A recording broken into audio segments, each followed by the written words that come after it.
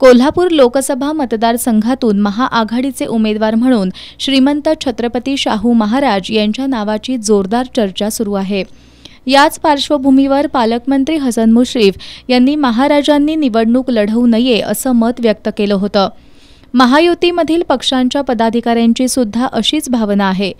या संदर्भात आज माध्यमांशी बोलताना मालोजीराजे छत्रपती यांनी शाहू महाराजांनी निवडणूक लढवली तर त्यामध्ये गैर काय असा सवाल उपस्थित करत पालकमंत्री मुश्रीफ यांचं नाव न घेता टोला लगावलाय।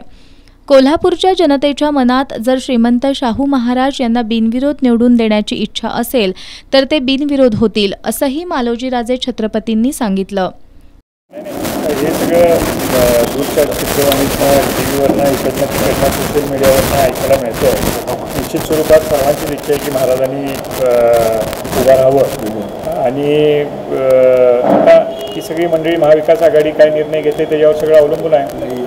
आणखी लवकरात लवकर चांगला निर्णय अपेक्षित आहे असं मला वाटतं। तर पहिलं नाना पटोले यांनी काँग्रेसच्या चिन्हावरती लढावं, तर आज संजय राऊत यांनी मशाल चिन्ह घेऊन लढावं अशी इच्छा व्यक्त केली। आता ही वरिष्ठ नेते मंडळी चांगलं काम झालं पाहिजे, प्रामाणिक माणसाने आलं पाहिजे, तर मग महाराजांचं त्याला एक उत्तम उदाहरण म्हणजे शाहू महाराज आहे। ते जर उतरले तर त्यात गैर वाटायचं कोणाला काही कारण नाही, त्यांच्या हातून चांगलंच काम घडेल। उमेदवार मिळाले तर बिनविरोध व्हावे असं सर्वांची इच्छा आहे, तर तुमची नाही, लोकशाही आहे, लोकशाहीमध्ये जनता ठरवेल।